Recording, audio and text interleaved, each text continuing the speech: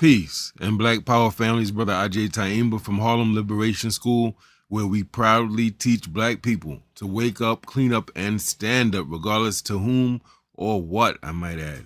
Well, family, I want to greet you. I want to let you all know very quickly that we got a lot going on. I've been trying to do a lot, family, personally, and as an organization. I'm going to put a few things to scroll by on the bottom as we're talking, hoping that you'll support my new endeavor, which is actually a continuation of what I've been doing, and that is my empowerment coaching business that I'm starting. I'm putting on the bottom my website that you can go check out when you have time. Today, though, we are talking about what Donald Trump is doing regarding federal funding. And this is very important that we not brush this under the rug and that we address it, right? So I want to get started. So the Queen says, Wakusa to the family. Thank you for that. And we are going to get started. So for today, we're talking about Trump is weaponizing federal funding. We're going to talk about what we mean by that. We're going to get into a few definitions, and we're going to do a case study of what recently happened as recently as last week with Columbia University. This is very interesting, and we need to address it before it gets too crazy. The first thing is, as an introduction, so I'm arguing that federal funding is being used as a weapon. It's being weaponized to suppress political dissent and to coerce institutions to comply, right? And this has negative implications for institutions and organizations throughout this country, particularly those that are Black, or brown, those that are serving the interests of Black and brown people, right? That if you refuse to comply with Donald Trump or his demands, you're going to be punished, right? And I want to also assert that when you see tendencies like this, movements like this, it's indicating fascist sensibilities, and we must absolutely call it what it is, check it, and work to eliminate it, period, right? Fascism, for a quick definition, is kind of nationalism on steroids, where it becomes extremist and fundamentalist. They start taking away the books, burning books. They start banning the use of certain words. It becomes an authoritarian state, and that's where this country is going. And what we're going to talk about today is actually proof of that this country is going in a fascist direction. Now, I know you're going to say, well, Agyei, this country is already fascist. No, it's not. The country isn't fascist, but it is going in that direction, right? The Queen is reminding us to please subscribe, like, and share the videos while you're here. It costs you nothing but a finger click, all right? So that's my premise. So for those who don't know, what's federal funding? Obviously, we know it's money that the federal government has privy to, but specifically, it's taxpayer dollars. That's the key for education, health, research, technology, infrastructure, and things of that nature. And the purpose of federal funding is not to reward or punish anyone. It's to support public good. Right? It's to make sure that the country you're in has high quality health care, or that they come up with new developments in technology, right? Or that they become leaders in scholarship. That's what federal funding is for, right? In those areas: education, health, research, infrastructure, building new highways, building safer electric cars, doing studies for your health to create mechanisms and technology to help detect illnesses earlier and earlier, right? That's what federal funding is for. It is not supposed to be used to enforce one's personal political ideology. It's not supposed to be used to punish people or coerce them into complying to what the president wants. That's not the way federal funding is supposed to be used. And we warned you of this. We warned you of Project 2025 and what they were going to do. Those of you who paid attention, this should not have shocked. What I'm saying, telling you today should not be shocking if you were paying attention to those Harlem Liberation School reports months and months ago, warning of what they were planning to do. Right? So that's what federal funding is. Now, who provides it and who receives this funding? Okay, so we said taxpayers. And that's what makes this very critical. The federal government is taking taxpayers' money and they are deciding to give it or withhold it to institutions based on the degree to which those institutions subscribe to Trump politics. The degree to which the leaders of those institutions come and sign agreements with the Trump administration. The degree to which their politics align. And that is wrong. That's unethical. That is corruption. And actually, if you look at the Civil Rights Acts, they all have provisions in them that guard against, they're supposed to have oversight committees that guard against using federal funds maliciously to hurt people, right? It's one thing to say we're going to help a group in certain ways, but that help has to be distributed to every citizen of the United States. And it can't be used to hurt any citizen of the United States, right? So again, the types of organizations and institutions that would receive federal funding in the United States include universities, absolutely, research institutions, hospitals, nonprofit organizations, depending on who they service and what they do, and also municipalities, local governments, right? Okay, so that's the first thing. So we're clear on what federal funding is, where it comes from, what it's supposed to do, and who receives it. Now, let's talk about a case. I'm looking at Columbia University as a case study because what happened there recently is very disturbing, and it's, as a writer would say, it's foreshadowing. It's the sign of things to come down the road. So, to catch people up, this is what happened as recently as last week. Last year, Donald Trump threatened to freeze. He told these different universities, you guys got to crack down on these student protesters, especially the student protesters who are protesting the oppression of Israel to Palestine, right? He said, if you're not cracking down on these little student troublemakers that's disrupting these campuses, because remember last year it was a nationwide thing, the pro-Palestinian protests.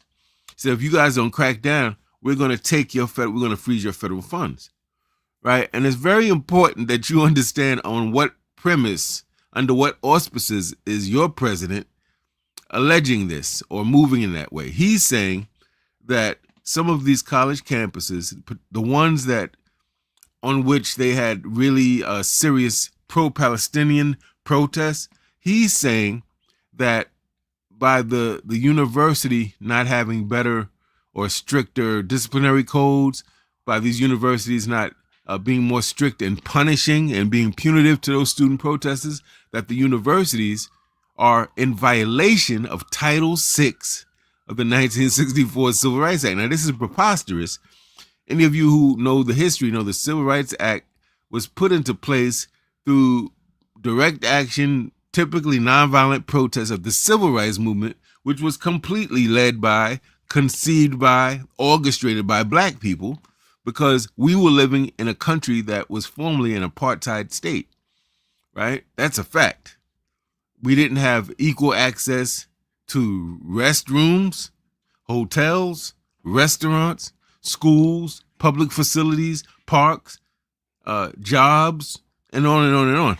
So that Civil Rights Act came from our fighting and struggle. It wasn't some good, gracious white president that wrote it and they came up with it. They were forced to do that because of our activism. And it was designed for us. Now, though it was designed for us, it also benefits every citizen in this country and every person that immigrates to this country because of our struggle, right? And we need to tell people that because people forget they come here to get benefits. They chilling, and they forget who put that there, right?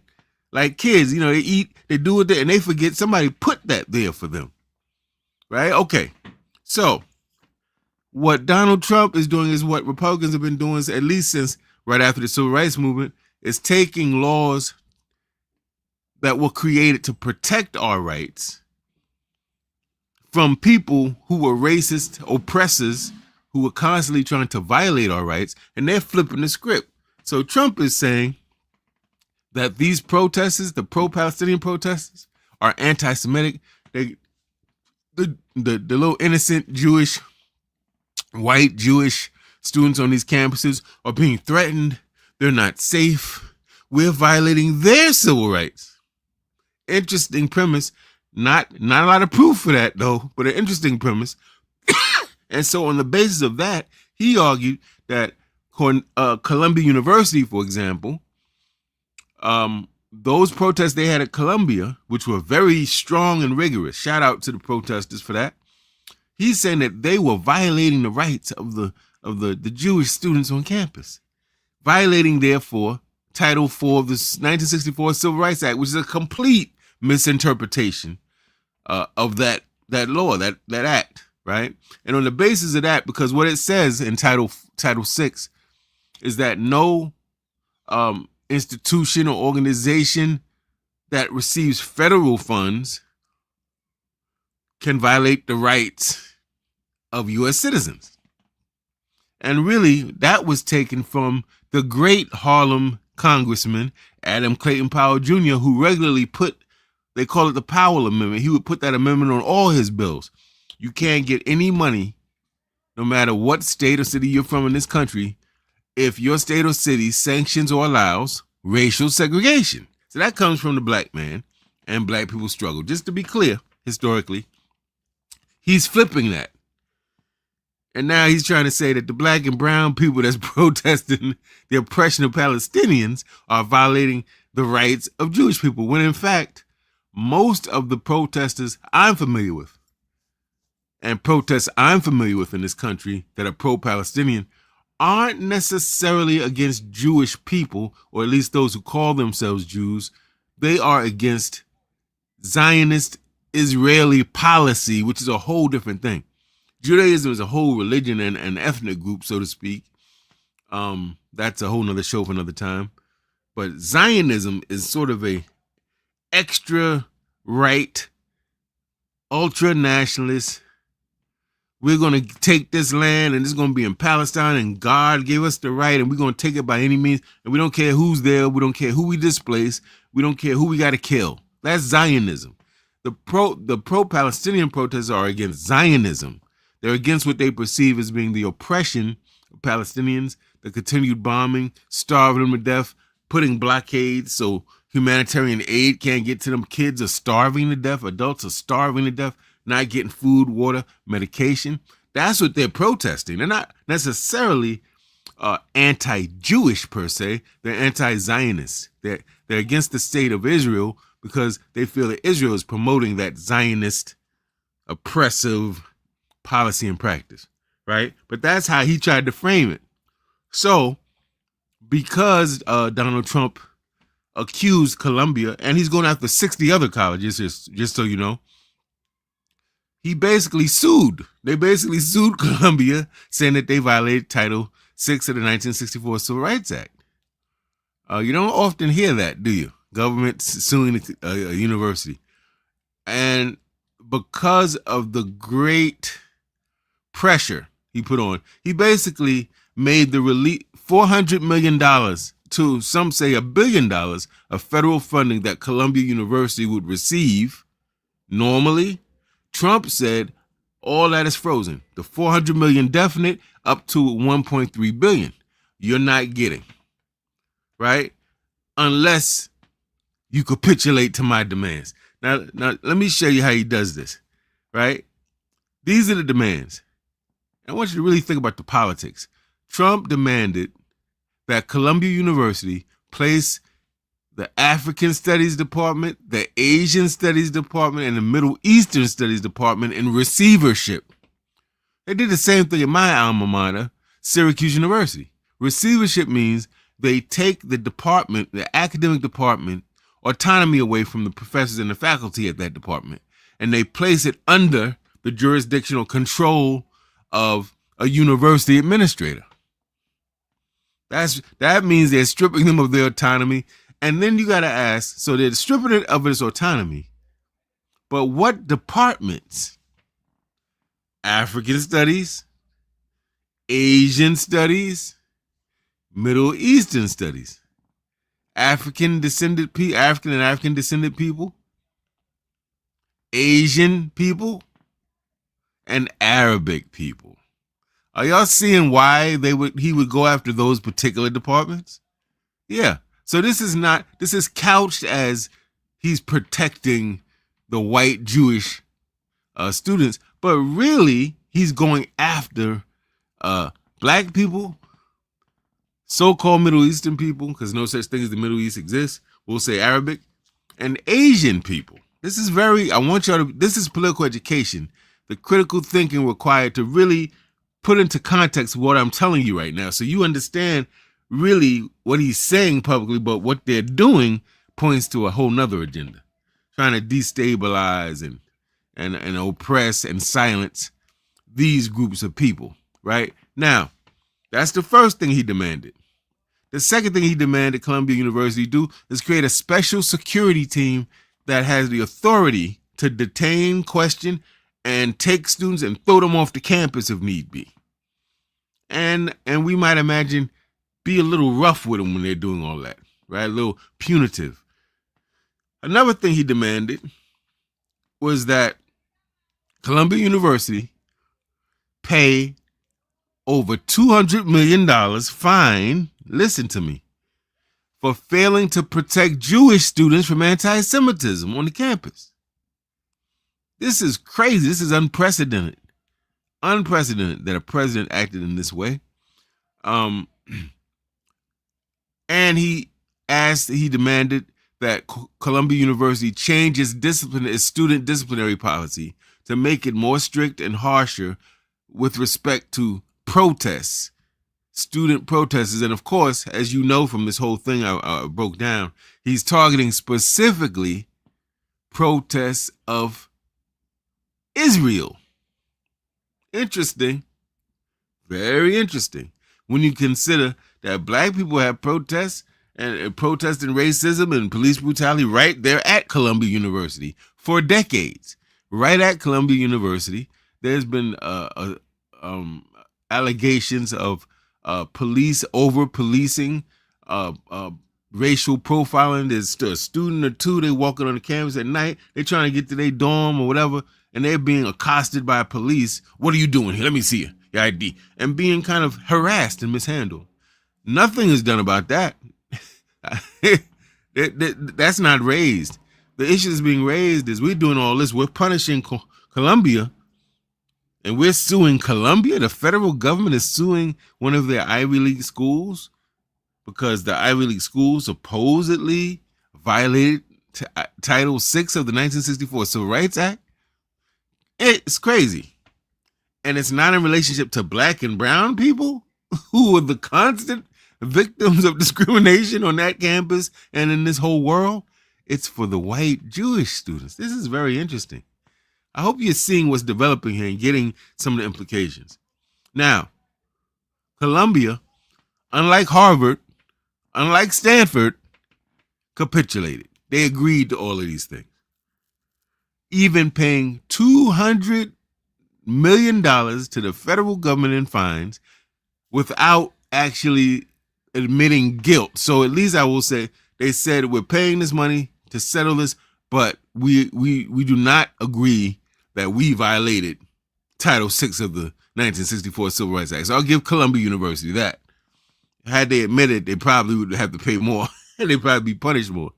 But Columbia capitulated to all those demands you see on the screen. Right here. I don't know if you can see my cursor. All those demands, Columbia University basically let Donald Trump have his way with them. Okay, so that's what we're getting to. Now, there's ethical concerns with this, obviously. there's ethical concerns with this. Well, number one, Columbia University, which is considered a leading authority in so many areas of scholarship and research and technology, they completely capitulated. They folded under federal financial pressure. Completely okay. Where do we sign? Right? Two, they didn't even attempt to fight back. There was no, well, no, we're challenging that in law, in court. No attempt to fight back. Just appeased the federal government, agreed, just signed off. And number three, the fact that there's a movement underfoot. Colombia is not an isolated case. Trump is issuing similar threats and demands to about 60 other American college campuses that had, as he calls it, anti-Semitic protests. So it's punitive. He's trying to punish all these schools that sponsored those nationwide protests for Palestine, right? Unprecedented. Unprecedented. And these things should not be taken lightly by us. Should not be like, oh, that's what white people do, and that's, we don't. Nah, man, no. Because when you let certain things go, when you see signs that a country is going in a fascist direction, authoritarian direction, where the executive branch is overstepping its clear boundaries and powers granted it by the Constitution of the country, someone has to say something, or you're going to wake up one day and there'll be military law, and you have to be waiting on the lines, get rations of food, and there'll be camps. People are setting up concentration or labor camps, and that's how it starts, family. It starts in these little movements that become great waves. And before you know it, now you're in a fascist state with a government by one man, one party, one ideology, one radio station, one TV station. They cutting off the internet. You can only see certain things. Everything's censored. They're burning books. That's what it goes to when people see these microaggressions and do nothing and brush it off like, well, that's just white people for you. Yeah, white people enslaved us. Harriet Tubman fought back.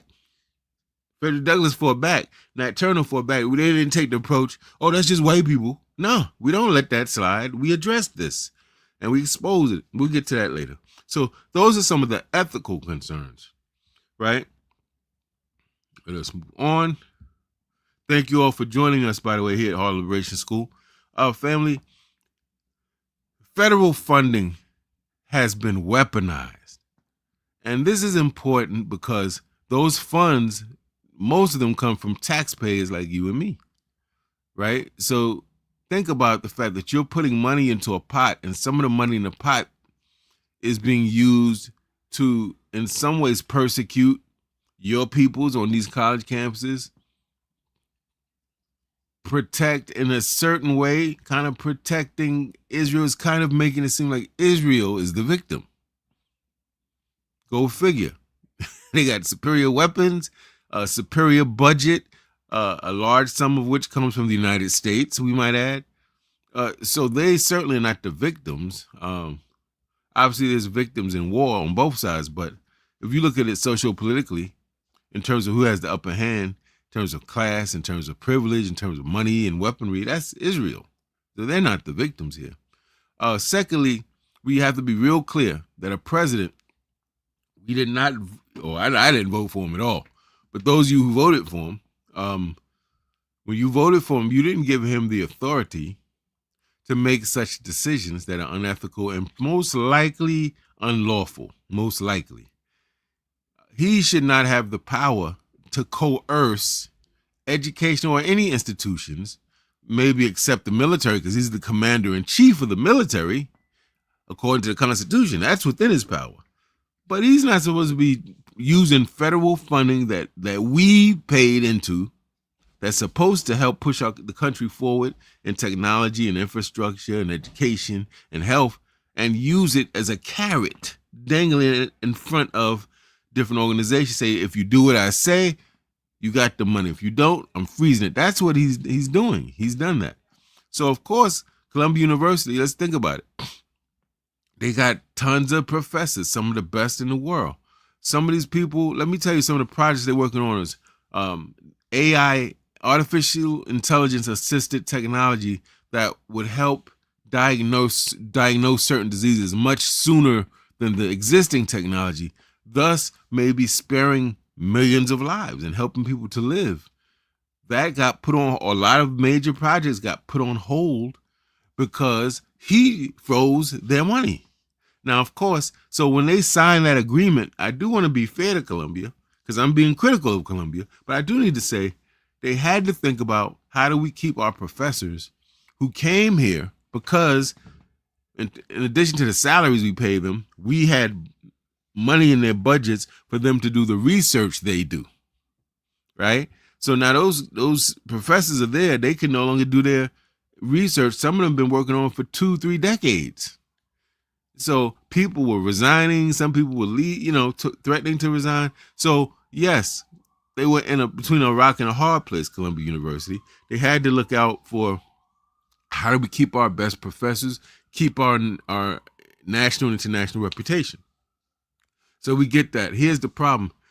If what Trump did and how Colombia responded to it by just caving in, if that continues, if that becomes normal, it's going to escalate, family. Luckily, we have a few universities that said, man, say what you want, do what you want. We're not Cowtown. We're not going to make our college campuses prisons and concentration camps. We're not going to censor the students on our campus. As long as they're not going around burning nothing up, breaking nothing up, blowing nothing up, obviously they have a right to voice their political opinion within certain boundaries, right? So this is not something to be taken lightly. It's indicative of where this president is going. But it's no secret, if you read Project 2025, like we had about 3 different shows on that trying to tell people this is what they're doing, showed you the document, showed you where to read it and everything. So this is all he's doing is what they said they were going to do. So this brings us to this question. I'm always going to come back to the question, what do we do? So we outlined what he did with this money, how it is unconstitutional, unethical. And I have to say this, I'm very surprised Columbia University didn't even try to fight back. I mean, they got probably some of the best legal minds and they got plenty of money. Why didn't they press that case? Why didn't they appeal that? Why didn't they say something? You know, when I was coming up in Harlem as a youngster, before I learned how to fight, like technically fight, some people would try to bully me, sometimes make fun because I went to this school, I was over here, I spoke a certain way, but I fought. Family. They just let people beat me up. I fought, even though I didn't know how to fight at the time. And then, of course, I learned how to box, and it was a different story. But the point is, we could always respect people who may get beat up. They may lose, but they fight.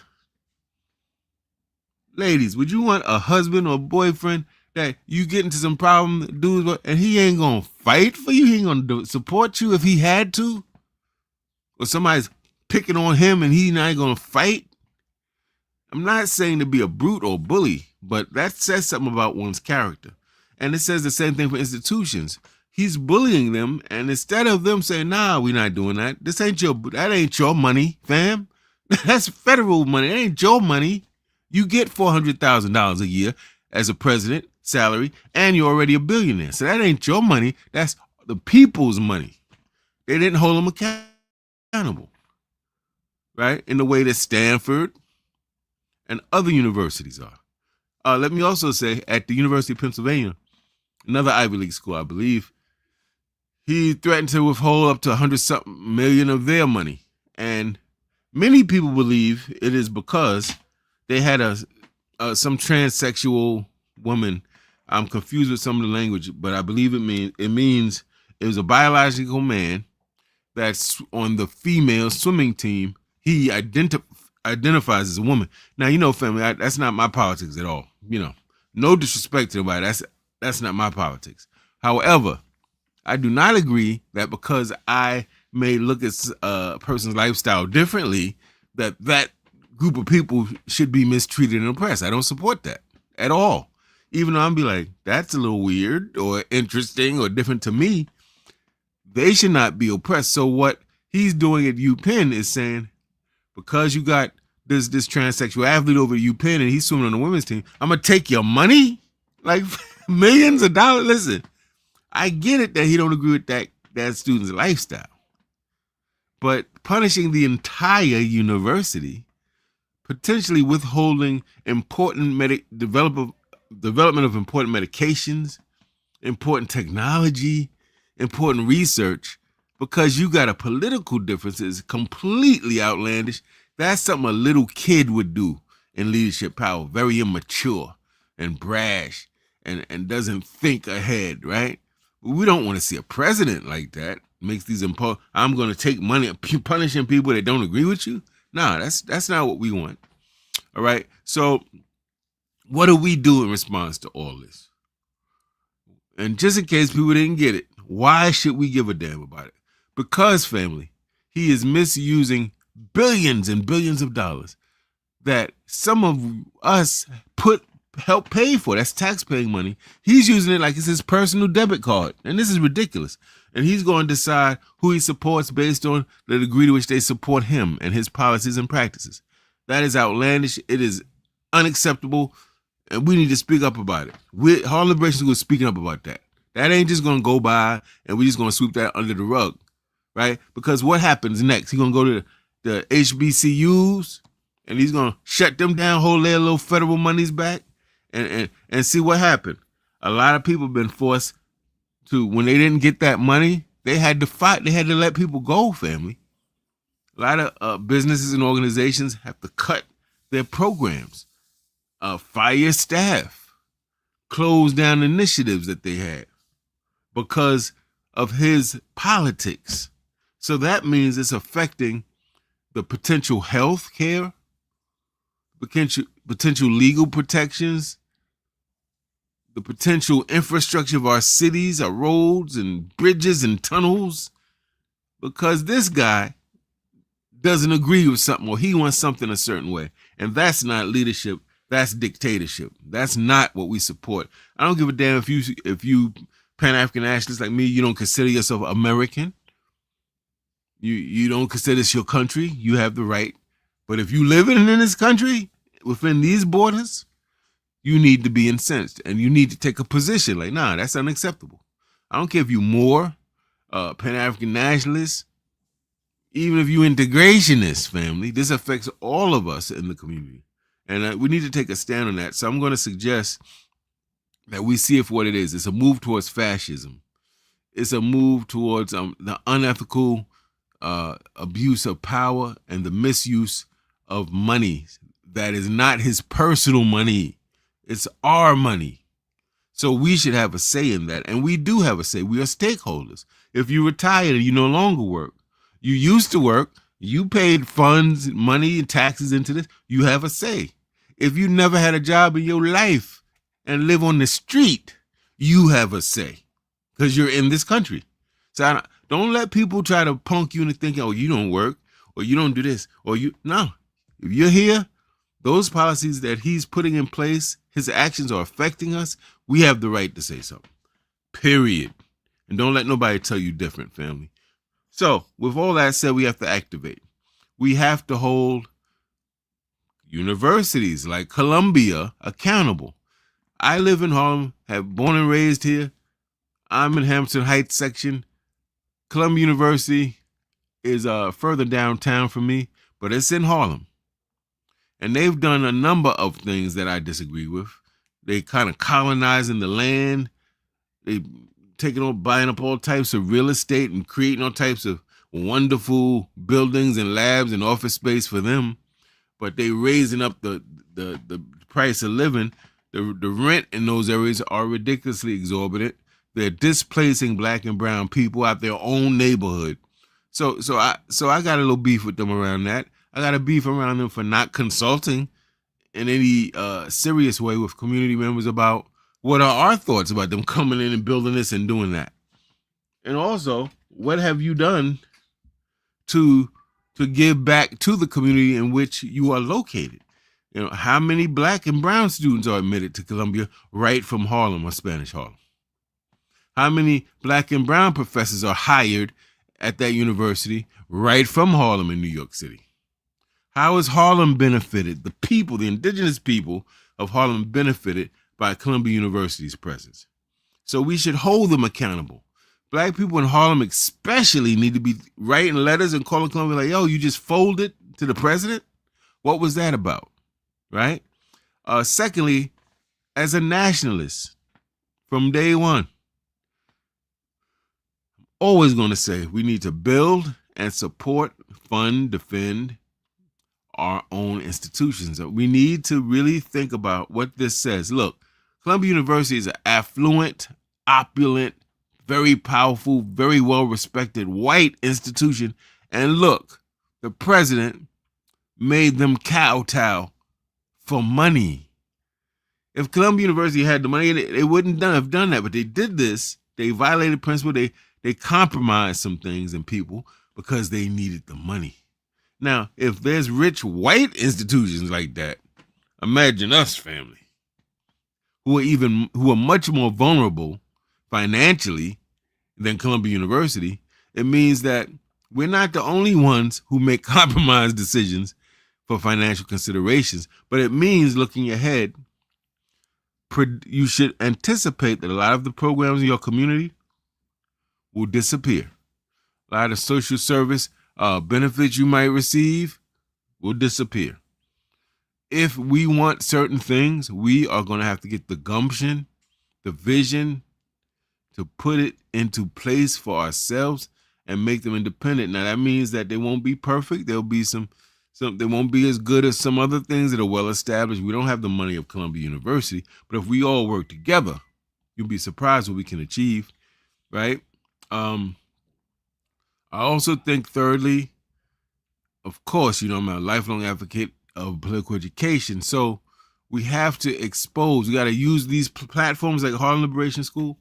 Has to be exposing, has to be teaching people through political education. What's the factors in this issue, for example? Notice we defined some terms, what federal funding is. We talked about where that federal funding comes from. We talked about who receives federal funding, what types of institutions and organizations. That's political education. You're teaching people who may not have known. They hear federal funding all the time. They may not have really thought about what it is, right? And where it comes from and who gets it, right? Okay. Then we talked about some of the larger issues, and we talked about what happened and what's Trump's public agenda and what's he doing privately. Why, for instance, we said, did he demand that Columbia University put African studies, Middle Eastern studies, and Asian studies departments in receivership, which means that the African or the African American faculty no longer run the African Studies department. Middle East, in fact, they know the faculty no longer runs it. They've taken it out of the jurisdiction of the faculty and put it in the jurisdiction of an outside administrator. And why those departments? That's political education, critical thinking. Why did he target those three departments? Oh, because they represent the issues and interests politically and historically and culturally of Arabs, hence pro-Palestinian protests, of black people, Africans or African descendants, and of Asian people, family. They're telling you right there who they're trying to make it like it's for the Jews, and that's kind of the pretext, but it's also against, not just for the white Jews on campus, it's against the blacks, the Asians, and the Arabic students on campus. That's the part they're not really telling you. But if you look at his demands, you can figure it out if you're a critical thinker, right? So in that, the same way we did this particular broadcast, defining the key terms, telling you what happened, exploring why it may have happened, what's wrong with Columbia University signing that agreement. That's political education in real time using current events. So we must continue to blast this information to get it out and help people to contextualize it. One of the things that related to this that disturbs me with this generation politically, because I think they have a lot of wonderful things they bring to the political table. Is this thing facts? This idea that they're going to privilege what they perceive to be facts over something they may deem to be more qualitative. And here's the point. Facts without context mean nothing. And in fact, I could go right now and say, okay, Google, what's the weather? Okay, Google, when did the Thriller album come out? Okay, Google, so it'll give me all the facts, but it doesn't give the context, the critical thinking. The facts without the context mean nothing. I can give you a ton of facts and completely mislead you based on the context that come with the facts, right? So you can give two people, this person got all the facts. They know they can quote Malcolm, he went here, he went to this country, he spoke to this. Okay, why? Why did he go to this country? What was accomplished? What was he seeking? How did him going to these countries and him asking for his specific things he asked for and the relationships he developed and the agreements and concessions he won from those meetings, what does that say about the change of his ideology? That's context, see? And facts don't give you that, right? So I'm hoping that this helped us to understand some of the facts, but also gave you a context for what Trump is doing with federal funds. And remember, some of that money is money you put in the pot through your taxes. And this man is treating it again like his own personal bank account. And he's going to dangle it like a carrot in front of.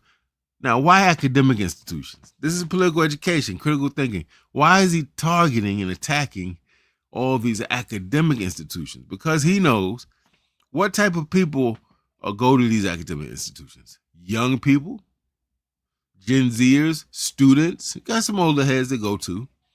But these are people who are going to be future teachers, future activists, people who will be future leaders in technology and scholarship and healthcare and all these things, engineering, right? So what he's trying to do is send a message. He's trying to say, my way or the highway. Go along to get along. Don't start none, won't be none. That's what he's saying. He's also letting it be known that he has a special friend that he's willing to fight for and defend, no matter how it makes him look, no matter what enemies it procures for him. And that special friend is the state of Israel. He's also letting us know that he does not share those same warm and fuzzy feelings for Africa, doesn't share those same fuzzy feelings for much of Asia, or certainly much of the so-called Middle East, which is technically really Northeast Africa, if we keeping it real. Right? So he's telling you two things with one statement: who he rocks with and who he don't rock with. And that's us. So with that said, family, I don't know if anybody had any questions or comments they wanted me to address. But in the meantime, as I wait for a few minutes to see if there's any comments or questions, I'm going to put some information to scroll on the bottom. I'm also embarking on a new element or aspect of my career. And that is, as I'm approaching 60, I'm 57 now, I'm looking at certain things a little differently. I'm fighting always to determine what is the best way for me to move. How can I be most useful for our people, given my specific gifts, personality traits, and knowledge base. And I've determined one of the ways that is to become an empowerment coach. That I think I've done a lot in my life to work on the macro level, the big issues, racism, white supremacy, classism, protests, and all types of stuff. And I'm realizing that that's important and we should continue that phase of it. But I agree with Asada Shakur, who said that we can't just bang on the system. We got to work to be better people too, as we're banging on the system. So I've decided to, as I bang on the system in the ways I do, through political education and teaching community organizing and leadership, that I'm going to now get to the micro issues, because better organizations will come when there's better people in them, family, of character, of vision, who are fearless, or at least don't allow fears to compromise them. How do we get people that's managing their time and their money and they focus, and they're not easily bought off and snitching on people in the community? People of character that are upright, who are clear on why they're here and are unwavering in their mission. And so I've decided to become an empowerment coach. I've been doing this for many decades, actually, before there was language for it. And so there's information on the bottom scrolling where you can go to my online store. Those are all digital products, so a lot of ebooks and stuff like that. And also, I wanted to show my new website that talks about the coaching that I do. I've done a whole video on why Black people definitely need coaching, family. Trust and know it. And just real quick, and then I'm off the air. There is a difference between coaching and therapy and even consulting. Therapists are getting to your childhood, trying to look at the traumas you endured, help you make sense of them. They're trying to help you get through your trauma or around your trauma. And they're also trying to diagnose or help you treat mental illnesses. They are definitely there to help you heal. Consultants are experts in a given field or area, and you hire them to tell you what to do, to actually tell you, oh no, this is the reason why people are hacking your computer system, and they'll get your IT system, your cybersecurity. That's a consultant. You're hiring them to tell you what to do. Coaches don't do either of those. We're not trying to tell you to do anything. We start with the assumption that you are the master, the expert of your life. Not me. I can't come in. I don't know you. I don't know all your ins and outs, all your background, all the stuff you're going through, and try to tell you anything. What we do is say, you are the expert of your life. You know more about you than I ever could. And what you do is try to help them to be transparent. You ask them questions. You're not telling them anything. You're not trying to be an advisor. That's something is, we're not advisors. We're not, oh, you need to do this, you need to do that. No.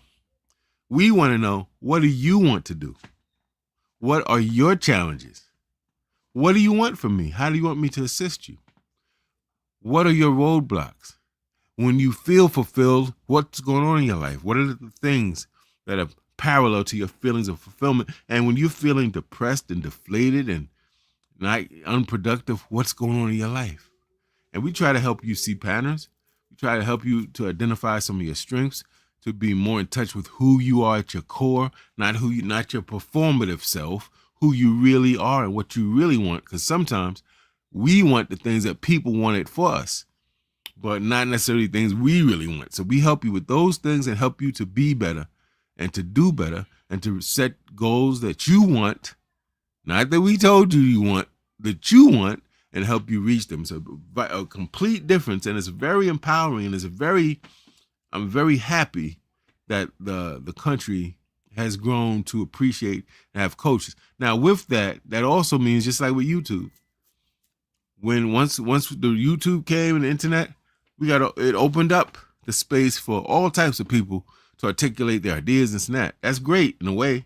And then we also got more crackpots and crazy folk up here with some absolute foolishness, right? So the same thing, you're going to hear people jumping into coaching. They think that's the ticket to money or fame or attention they need. Maybe they haven't healed, and this is their way of getting something that they have a need for, and in it for the wrong reason. So I do like the fact that there's more coaches and people are taking that seriously. Of course, I am, I know that with that comes the people jumping into coaching that probably shouldn't be doing that. Just kind of like there's teachers that probably shouldn't do that. It's the same thing. But I do hope that you will, if you find that you're stuck, you're a talented person, you feel you should be doing more, or you're doing things that are great, and on paper you're highly successful, but somehow you just don't feel fulfilled. You feel like something's missing. Consider hiring me as your empowerment coach. You have information to reach me, and we'll talk. We'll have a call, 15, 20-minute call, see what you want, how I may be able to help you. But family, so thank you for watching. I hope you got the point. We need to ring the alarm about how Donald Trump is weaponizing federal funds that are not his to weaponize in the first place. With that said, family, thank you for watching. Thank you for all your support. Peace and Black Power.